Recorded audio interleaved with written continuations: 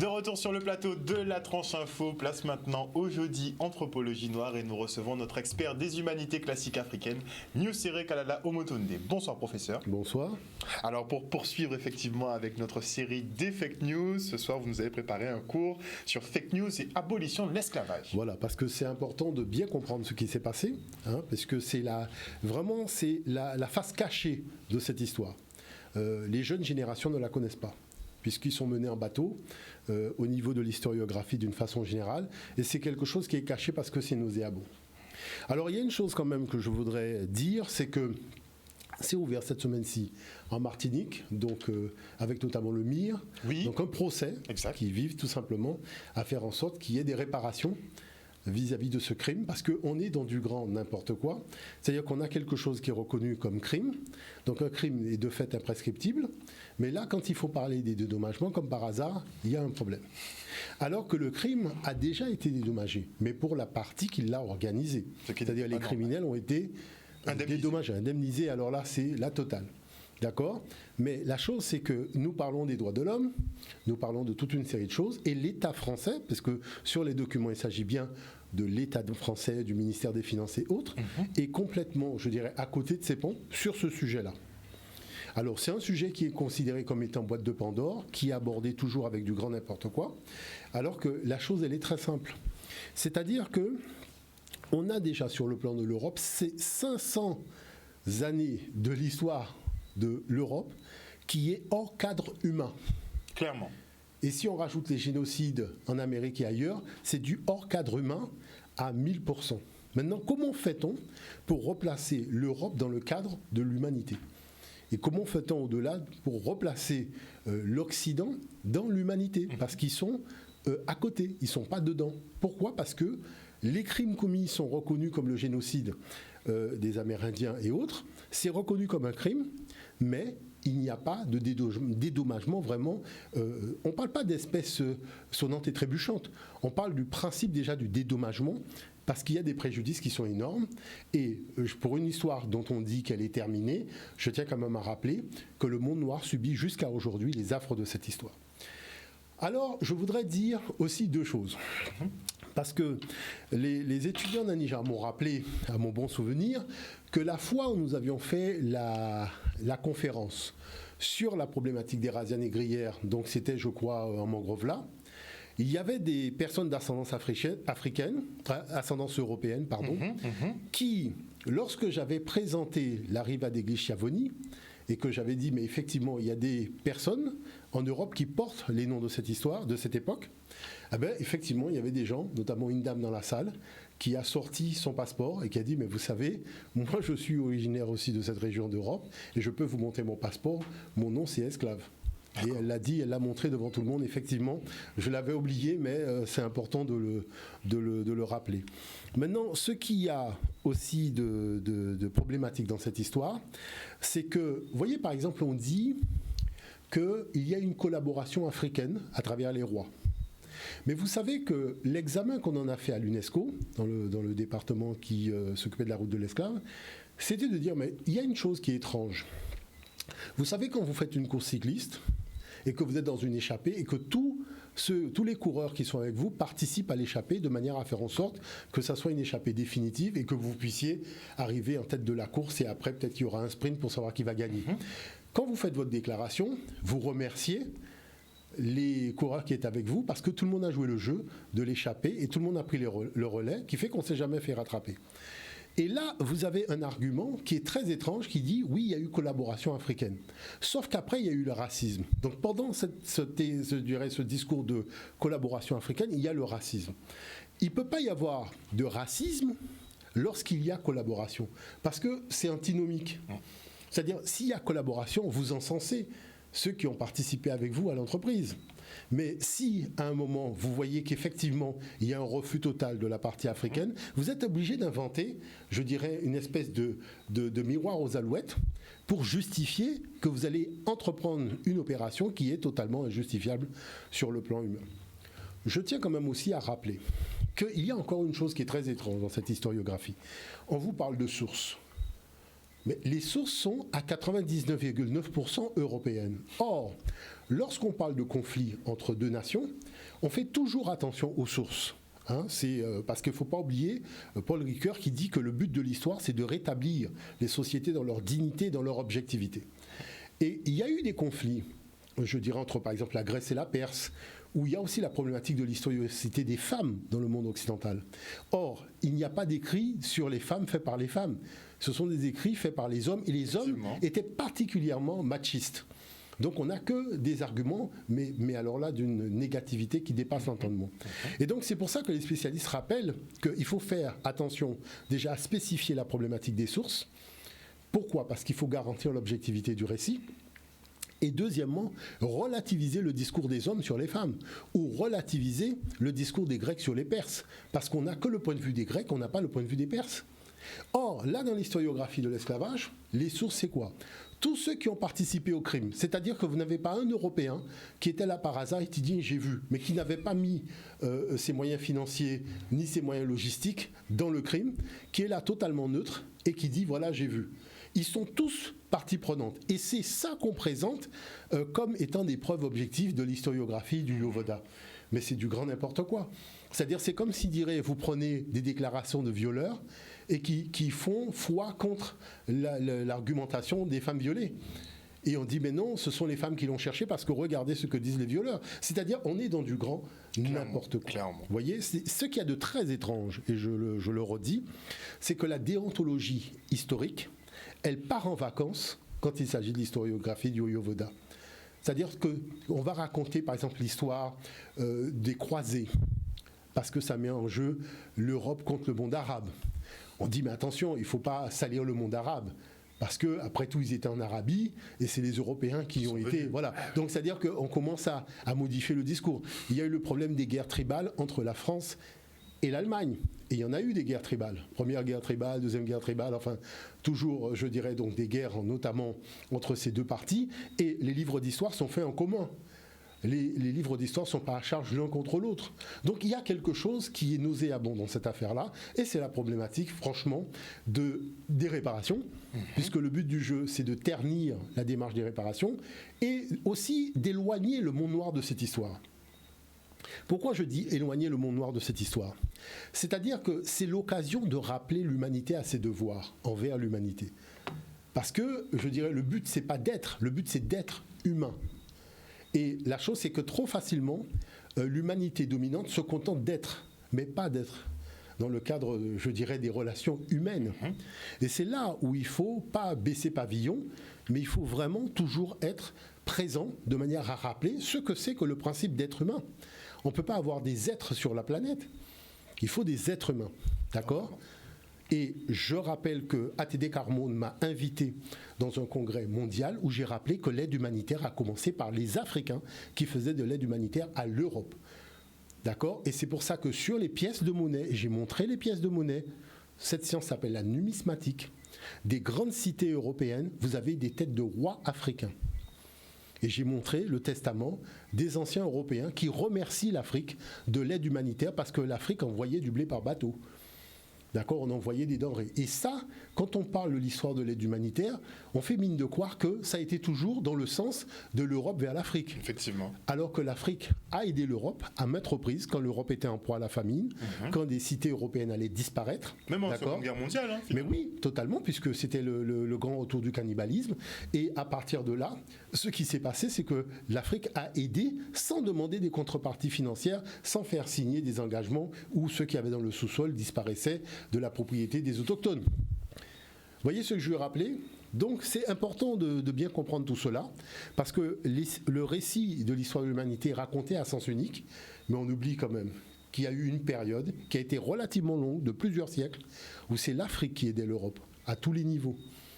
Et ça, il ne faut pas l'oublier. Et il ne faut pas oublier non plus que l'Afrique, c'est vrai, a dominé l'Europe, aussi dans une stratégie de civilisation. Des rois comme Sésostris III, des rois comme Djéotimouessou III, ont sillonné l'Europe, sont arrivés en Espagne. On cache le fait qu'en faisant des fouilles, donc en Espagne et autres, on a trouvé le cartouche de ces rois-là, le cartouche royal pharaonique. On cache les bornes frontières, on cache beaucoup de choses. alors que les choses ont été trouvées dans certaines revues archéologiques secrètes. On en parle, on vous montre la borne. Donc ce sont des choses que j'ai vues, voyez. Mais aujourd'hui, on vous fait croire que les pharaons se sont confinés à l'Afrique. Donc je vous montrerai ces choses-là, parce que dans les tombeaux, on a trouvé les bateaux. On parle d'une flotte de plus de 200 bateaux, et on a retrouvé les 200 bateaux. Parce que quand le souverain il est décédé, on a enterré avec lui les bateaux, et on les a représentés.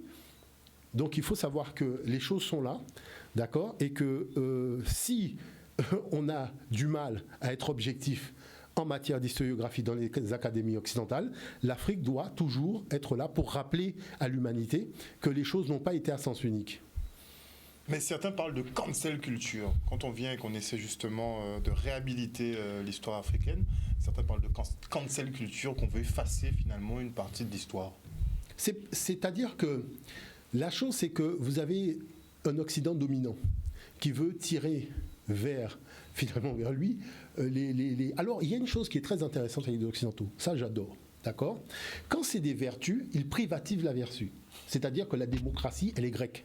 Mais dès que c'est une tare, elle est partagée à toute l'humanité. C'est-à-dire que tout le monde faisait l'esclavage. Vous voyez ? Et c'est ça qui est beau. C'est-à-dire c'est du grand n'importe quoi.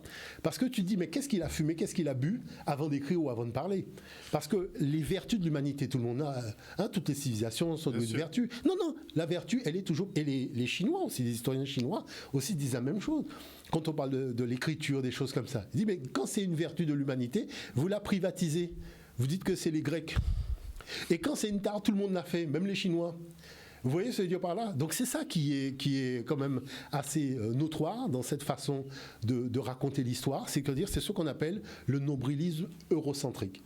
C'est du grand n'importe quoi. Ça n'a pas de saveur, ça n'a pas de goût. Mais c'est vrai que ça flatte l'ego occidental. Sauf qu'à un moment, il ne faut pas oublier d'être humain. Parce que ce récit de l'histoire nauséabonde empêche à l'humanité de se retrouver en paix avec elle-même et de passer à autre chose dans les relations nord-sud.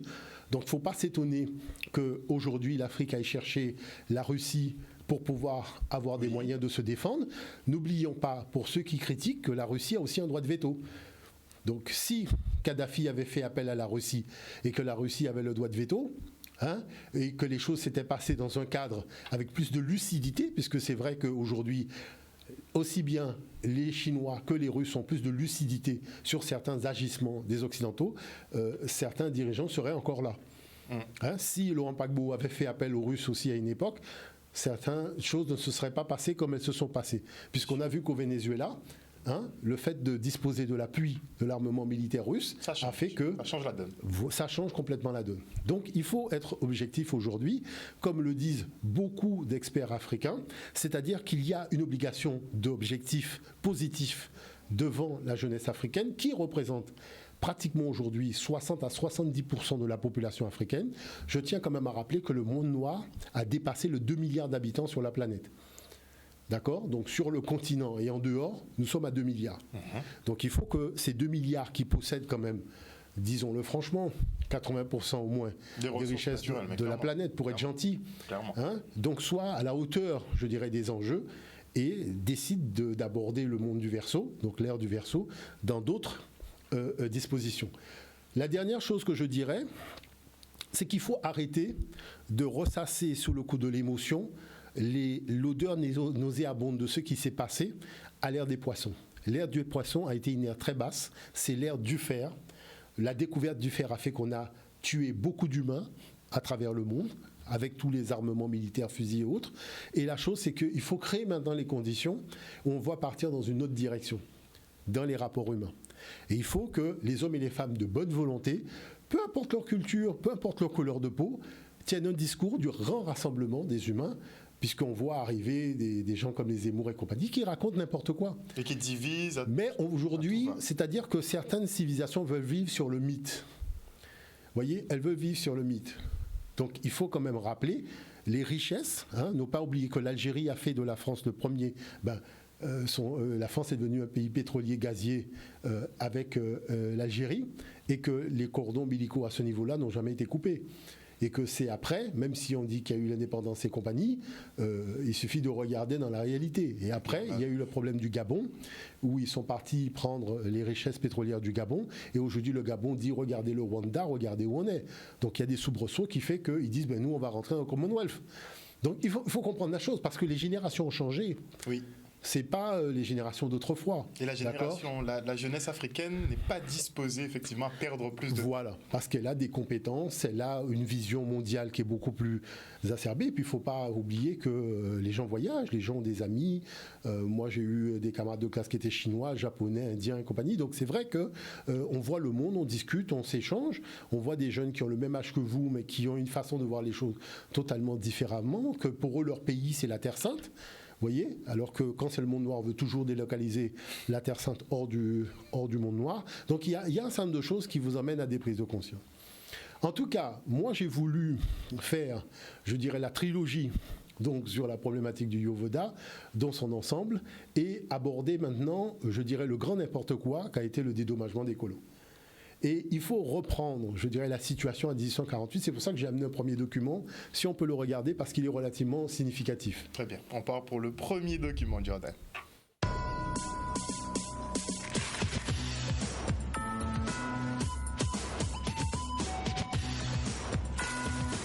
22 septembre 1862, Abraham Lincoln, président des États-Unis, va prendre une décision historique.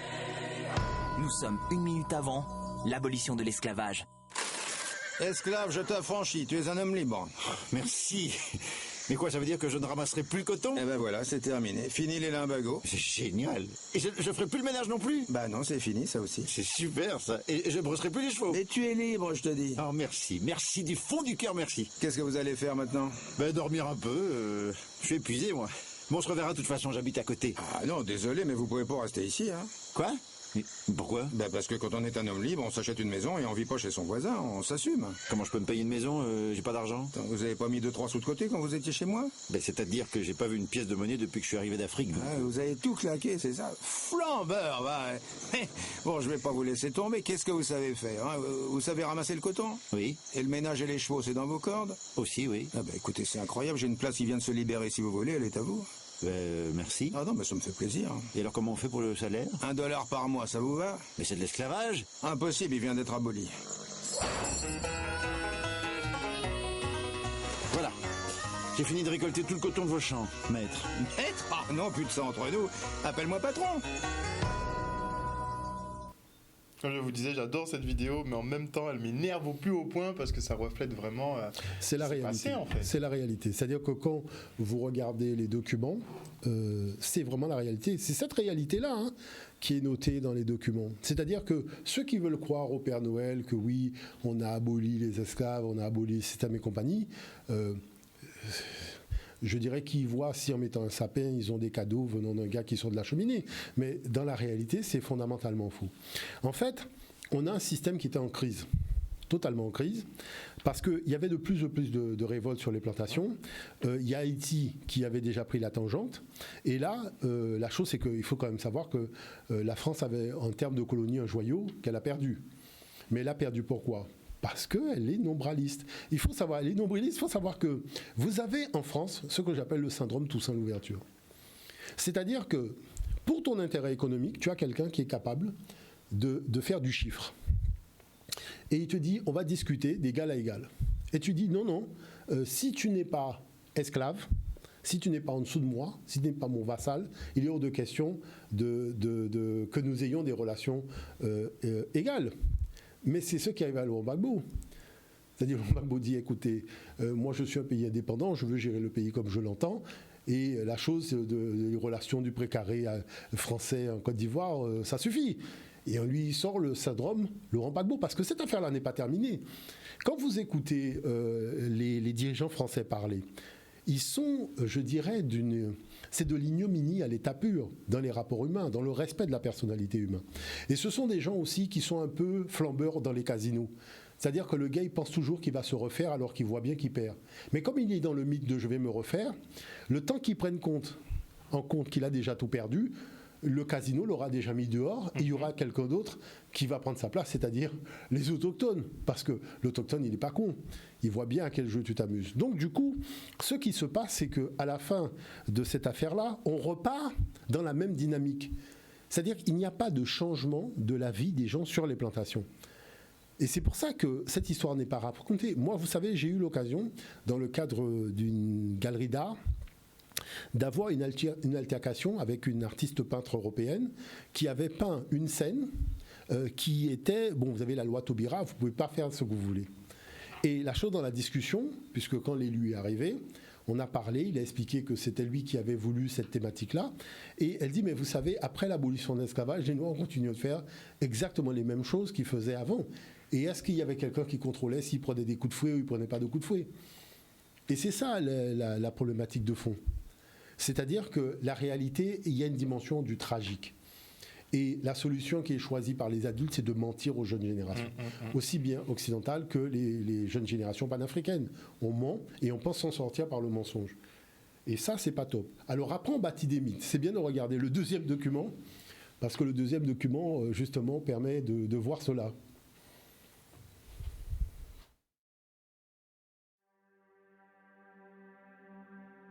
Au premier regard, ce tableau représente une scène d'émancipation au moment de la proclamation de l'abolition de l'esclavage dans les colonies françaises. En effet, le centre de l'image est occupé par 2 esclaves noirs, les bras levés, brandissant au ciel les chaînes dont ils sont libérés. Mais quelles seront les conditions de cette libération ? Nous sommes en 1848. Lui, c'est Victor Schœlcher, sous-secrétaire d'État à la Marine. Il lutte depuis des années pour cette émancipation. Et le 27 avril, il tient sa victoire. Le gouvernement provisoire de la Seconde République proclame l'abolition définitive de l'esclavage pour tous les esclaves des possessions françaises. Ce n'est pourtant pas la première tentative. En 1794, pendant la Révolution, la Convention avait déjà aboli l'esclavage dans les colonies françaises.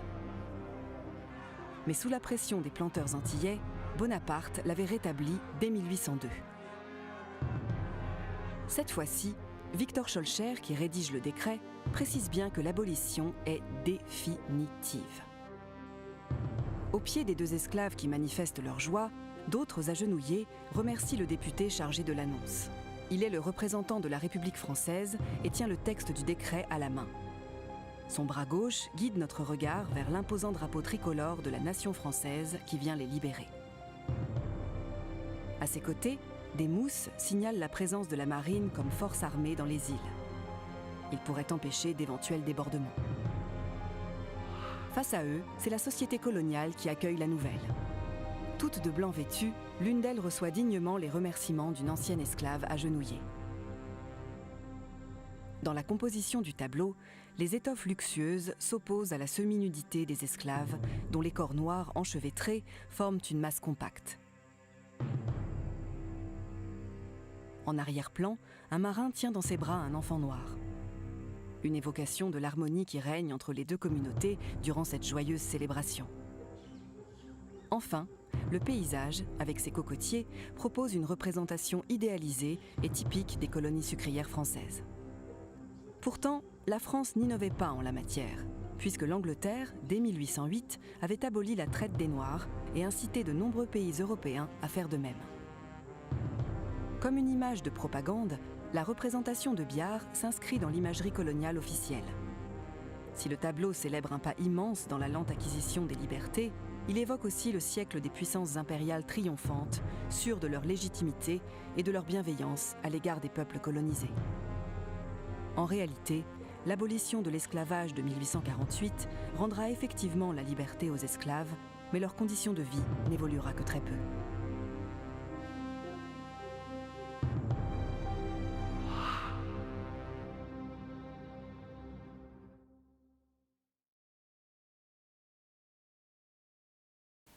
On en revient un petit peu au cours de la semaine dernière où justement vous nous montriez des illustrations de personnes en fait qui n'avaient jamais été en Afrique et qui avaient écouté des dires pour représenter. Est-ce qu'on est dans le même cas de figure? Voilà, on est vraiment, c'est de la propagande royaliste, étatique, enfin tout ce que vous voulez.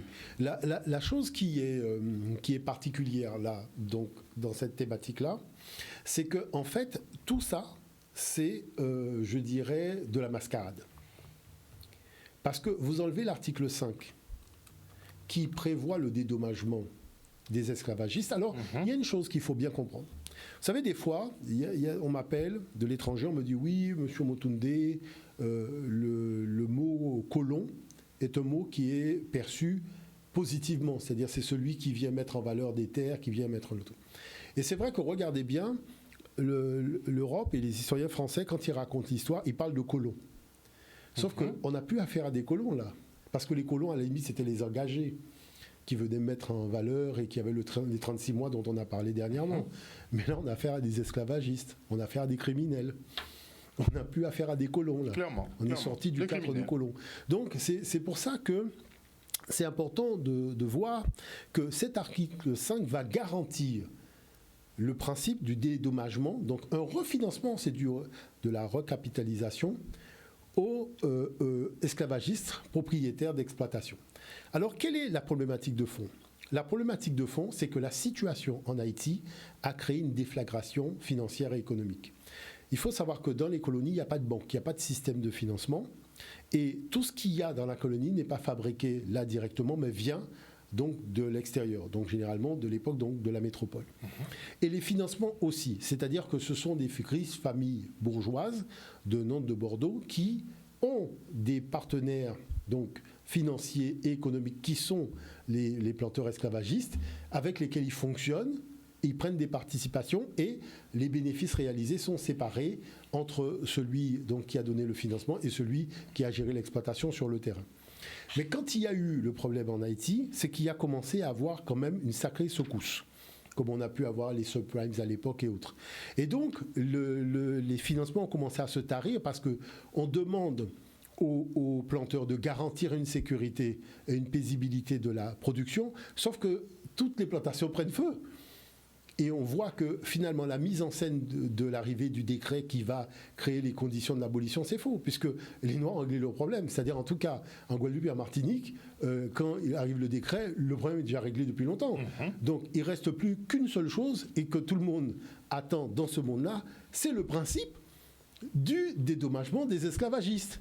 Et c'est pour ça que vous allez voir que les réunions vont se tenir très tôt depuis 1848, notamment la réunion de juillet, qui va donner rédaction, donc lieu à une rédaction d'un immense texte. On va commencer à se dire, comment on va dédommager ? Mais ce qui est extraordinaire dans cette affaire-là, c'est que beaucoup de colons ont commencé à sombrer dans la pauvreté, au point de vendre tout ce qu'ils avaient et de se retrouver pratiquement à la rue.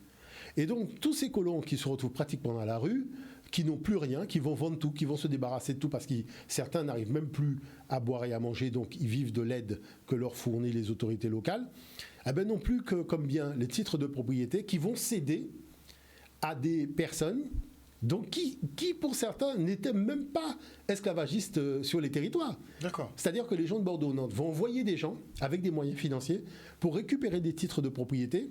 Il faut savoir que l'individu captif se négociait entre 800 et 1000 francs de l'époque. Et ils vont racheter des titres de propriété à 100 francs, à 200 francs, en se disant que même si l'indemnité est à 300, ils vont quand même gagner de l'argent. Parce que les gens n'avaient plus rien. Donc, les gros propriétaires ont poussé donc, les petits moyens à la faillite et à tout perdre et à céder les titres de propriété. D'autres ont cédé les titres de propriété à leurs créanciers.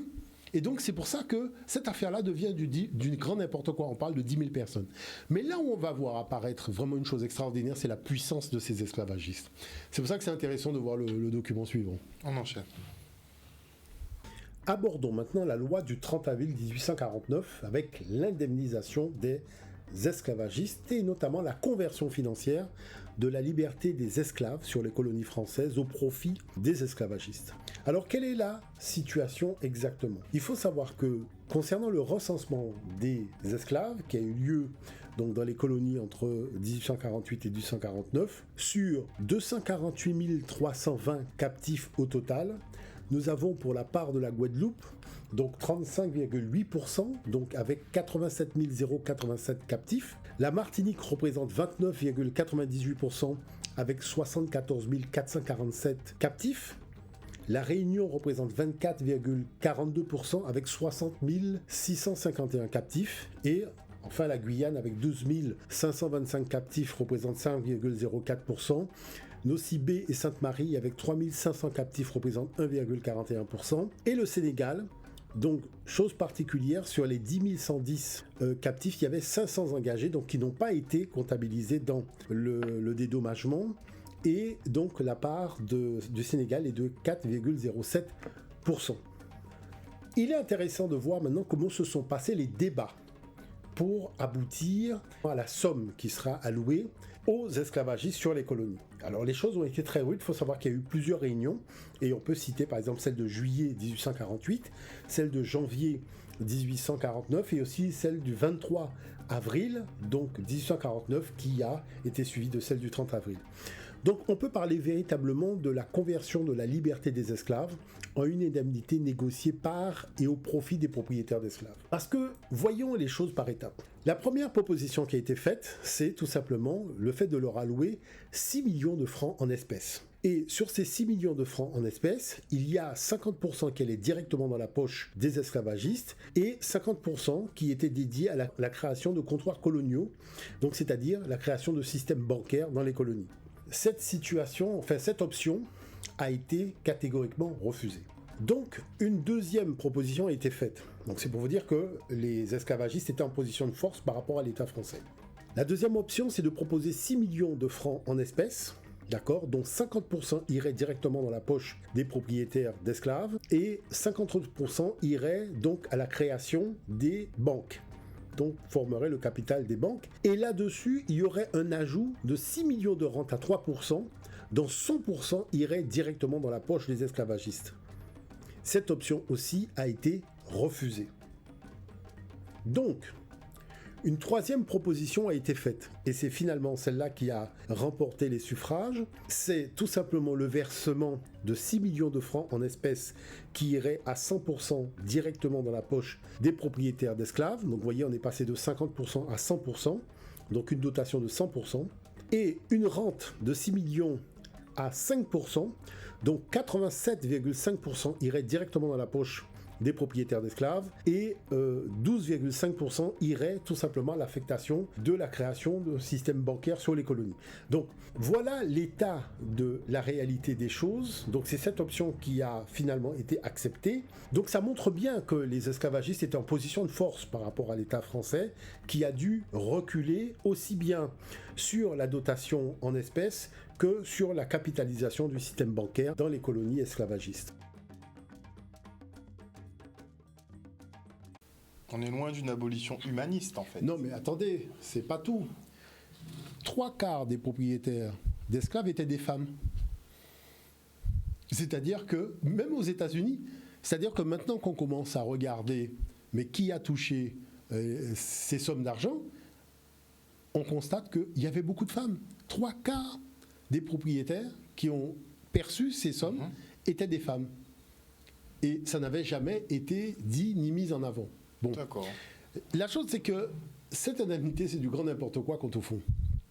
Parce que au fur et à mesure qu'on va arriver, je dirais, à la période, parce que vous avez des gens qui sont dans l'Hexagone, donc qui vont suivre un peu les débats et essayer de voir les bouts de couloir, mais qui ont des émissaires qui sont sur le terrain. Donc on essaye de s'envoyer des informations, on essaye d'aller vite, de faire en sorte que les choses arrivent. Et là, qu'est-ce qui se passe ? Il se passe que vous avez une spéculation qui commence à se faire, des créanciers donc, qui vont se retrouver indemnisés avec des titres de propriété de captifs, alors que ces gens n'ont même pas eu de plantation. C'est-à-dire qu'on est dans du grand n'importe quoi. La distribution, quoi. C'est-à-dire que celui qui a le titre est dédommagé, mais il n'était pas forcément esclavagiste.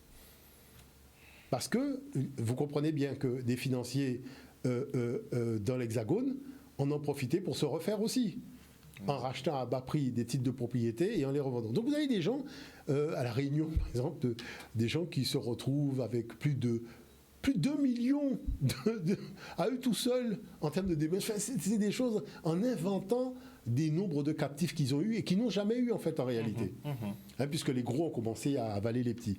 Mais voyons la suite. Si on peut voir le document suivant, parce que là, ça montre vraiment une certaine réalité des choses.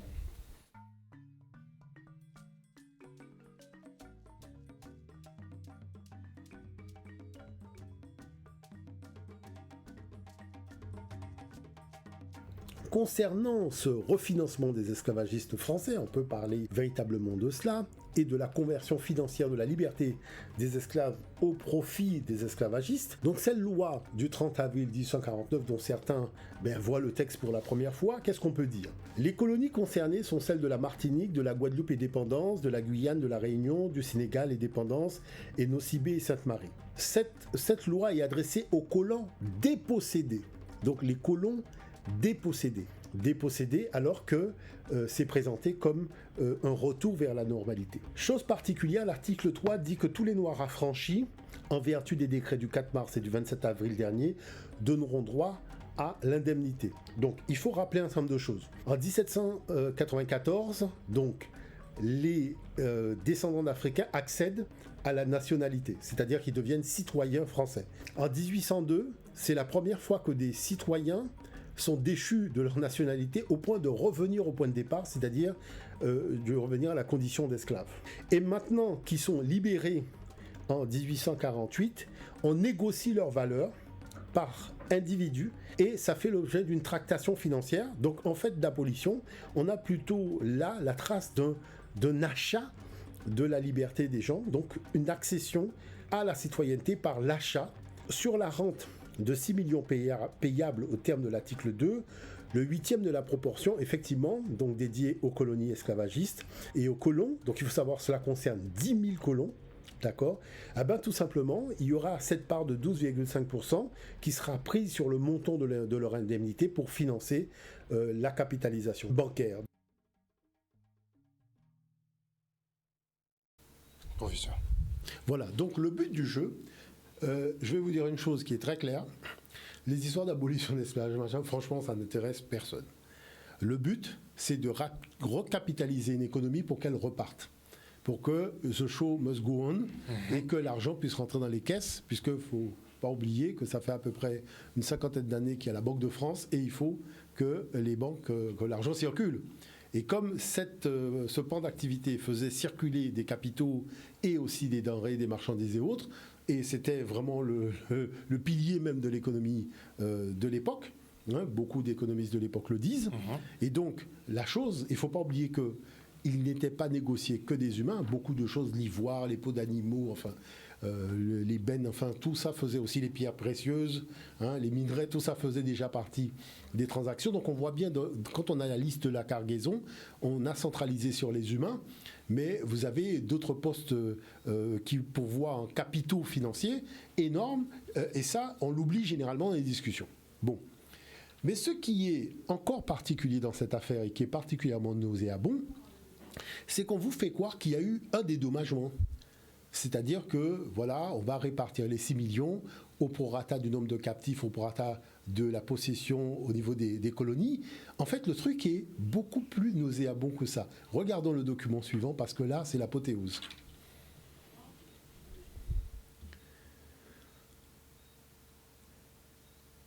On part pour le prochain doc.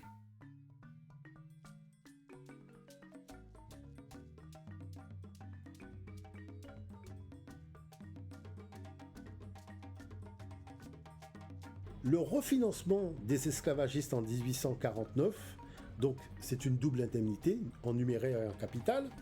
Donc ce qui fait que vous avez par exemple pour les premières dotations, pour la Guadeloupe, donc sur les 87 087 captifs, un montant total de l'indemnité en numéraire qui est de 1 947 164 085 en dotation directe, c'est-à-dire directement dans la poche des esclavagistes, et aussi donc 1 947 000, donc 164 085, c'est-à-dire la même somme sur laquelle on va prélever les 12,5% qui serviront donc à la capitalisation bancaire. Chose particulière, comme on peut le constater, vous voyez par exemple pour la Réunion, la Réunion a moins de captifs, mais le montant de l'indemnité est supérieur. Donc on va tâcher tout simplement de comprendre pourquoi il y a cette différence-là. Donc, et ça nous permettra de voir un certain nombre de choses. Donc maintenant, en ce qui concerne la répartition, c'est que sur les sommes, la somme totale allouée aux colonies, la Guadeloupe représente 32,46%. D'accord ? La Martinique, c'est 25,13%. Et la Réunion, c'est 34,5% du montant total alloué. Donc c'est important d'avoir ces notions donc en tête. Concernant maintenant le montant global de l'indemnité par colonie, c'est-à-dire que on a le montant de l'indemnité en numéraire, par exemple pour la Guadeloupe, qui est de 1 947 164 085, donc on est en francs anciens. Et chose particulière, c'est que le montant de l'indemnité en capital, au total, se chiffre à 38 943 296. Donc qui fait que l'indemnité, donc le cumul des deux types d'indemnités, au total, les esclavagistes, par exemple en Guadeloupe, ont touché près de 41 millions. En Martinique, on peut parler de pratiquement 32 millions. Et à La Réunion, on est à 43 millions. Donc c'est pour dire que sur ce total de près de plus de 123 millions, donc cette somme de 1 947 164, en fait, n'est qu'une partie de la somme, puisque le vrai montant, c'est pratiquement 41 millions, donc en termes de dédommagement pour les esclavagistes de la colonie, donc Guadeloupe et dépendance. Maintenant, voyons le cumul des indemnités par individu. Il faut savoir que si le calcul est fait sur l'indemnité en numéraire, le montant par esclave est de, par exemple pour la Guadeloupe, 22,35 francs anciens. Mais quand on rajoute l'indemnité en capital par individu, nous sommes à 447 francs anciens, ce qui fait un total pour les deux indemnités de 469,35. Ce qu'il faut savoir, c'est que, c'est important de le signifier, c'est que le montant moyen de la vente d'un captif était estimé aux alentours de 900 voire 1000 francs. Donc les colons esclavagistes ont estimé qu'ils étaient en dessous de la valeur de la vente de captifs aux heures de gloire en fait du système esclavagiste sur les plantations.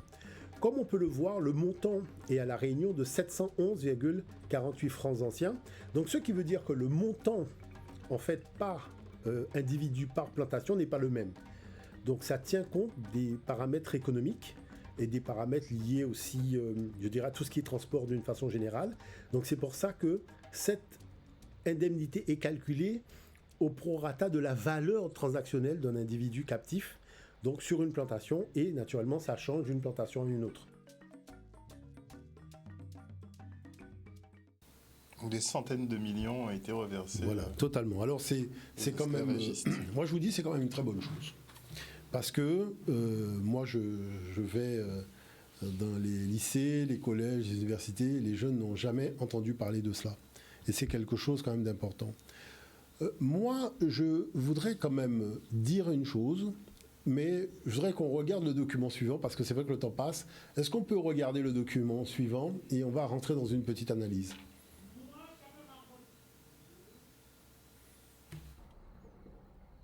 Voyons voir maintenant un autre aspect de la même problématique, 1848-1909, composition de l'actionnariat, conversion des esclaves contre les actions de la Banque du Sénégal. Alors, il faut savoir que c'est la même loi qui est à l'origine de la création des banques centrales sur le continent africain. Donc, la particularité de cette dynamique que nous allons étudier, c'est le blocage en fait de la concurrence des autochtones non blancs et la modification de cet actionnariat. Alors, rentrons dans un certain nombre de détails. Donc, comme on peut le voir, la part et la répartition des propriétaires d'esclaves au Sénégal, donc en 1848, est celle-ci. Il y a 15% de noirs, 60% de métis et de mulâtres, et 25% de blancs. Bon, voilà la répartition des choses. On ne peut pas affirmer que les 15% de noirs étaient des autochtones. Mais toujours est-il que la situation est celle-là. Arrive donc la question de la formalité de conversion des certificats de liquidation en inscription de rente vers 1850, avec la cession des titres contre espèces, la cession des titres contre marchandises, la cession des titres contre dette et l'achat et revente des titres au niveau des indemnisations. Cela nous ramène donc à la réalisation des titres de rente, conversion des ex-propriétaires d'esclaves en actionnaires de la Banque du Sénégal. Et donc, au niveau de la répartition de 1853 pour l'actionnariat de la banque, on retrouve 0% de noirs, donc les 15% ont été complètement évincés. Les métis et mulâtres qui étaient à 60% sont passés à 25%. Et au niveau donc des blancs, on a 70% de Bordelais, 1% de Marseillais et d'autres Français, des autres villes, Nantes et autres, qui représentent 4%. Donc, ensuite, les choses donc, se poursuivent avec donc, la part et cette répartition en 1869. On est à toujours 0% de Noirs, 25% de Métis et de Mulâtres. Les Bordelais, là, représentent maintenant 55%. Les Marseillais, 7%. Et autres Français, 13%. Et en 1901, donc lors de l'actionnariat de la Banque d'Afrique occidentale, les Noirs sont à 0%, les Métis et les Mulâtres sont à 1%. Donc, on peut dire que là, maintenant, ils ont été évincés. Et les Bordelais, donc, ont repris donc certaines parts, puisqu'ils sont à 62%. Les Marseillais sont à 33%, et les autres Français, leur part s'est réduite, ils sont à 4%. Donc on voit véritablement quelque chose qui est assez pertinent, c'est-à-dire qu'il y a une captation par donc la part d'ascendance européenne qui va se liguer contre les Métis, contre les Mulâtres et contre les Noirs lorsqu'il va tout simplement falloir créer le nouveau système économique. Et là, on le voit bien ici, à travers l'analyse qui a été faite.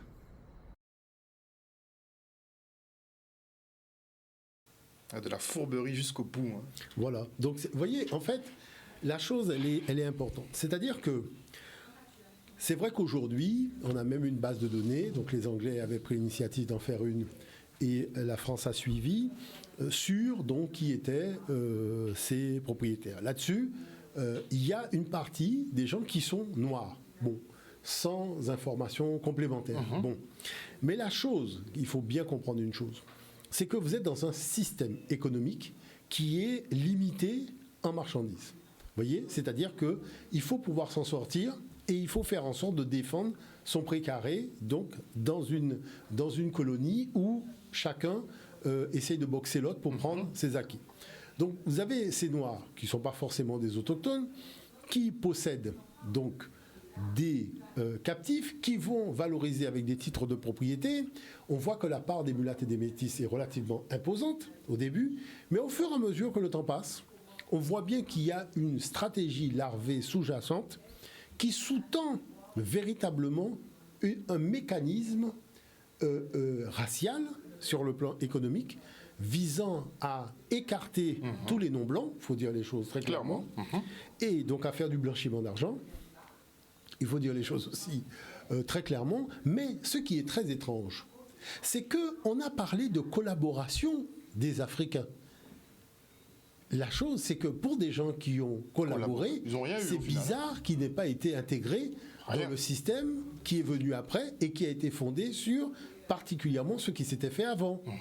Donc c'est là où on voit encore une trace probante que la thèse de la colonisation africaine dans le cadre de ça, elle est nulle et non avenue, parce que tout simplement, ils sont écartés. Au moment où on passe au nouveau système, on a les banques, on n'est plus tributaire des financiers de Bordeaux, des familles bourgeoises, on a le propre système qu'on gère, et là, on voit quelque chose d'étrange. Donc tout ça, c'est important de rappeler que c'est un ensemble en fait de fake news qu'il y a aussi chaque année dans le concert de ce qu'on appelle la commémoration et autres, parce que quand on rentre dans les faits, on voit bien que c'est une réalité, je dirais, totalement financière, totalement inhumaine, et c'est ce qui a donné le monde économico-financier dans lequel on est aujourd'hui. Merci beaucoup, professeur Omotunde, pour ce nouveau cours autour effectivement des fake news et de cette abolition qui n'était pas du tout altruiste en fait, qui était purement économique et financière. Il y a encore d'autres aspects à voir. J'espère qu'on pourra poursuivre la semaine prochaine. C'est plus complexe que ce qu'on nous a expliqué toutes nos vies durant, mais il n'est jamais trop tard pour bien faire. Donc, on fera le nécessaire. Merci encore, professeur. C'est gentil. Chers téléspectateurs, on se retrouve la semaine prochaine pour un nouveau jeudi Anthropologie Noire avec Nusere Kalala Omotunde. Passez une bonne soirée à l'écoute de nos programmes. Bisous.